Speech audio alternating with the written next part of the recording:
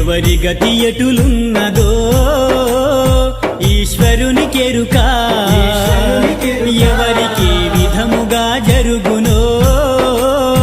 పరమాత్మకెరుక ఎవరి గతి ఎటులున్నదో ఈశ్వరునికెరుక ఎవరికి విధముగా జరుగునో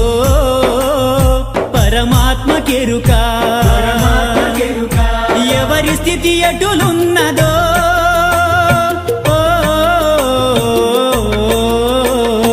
ఎగసి ఎగసి పడుటే కాని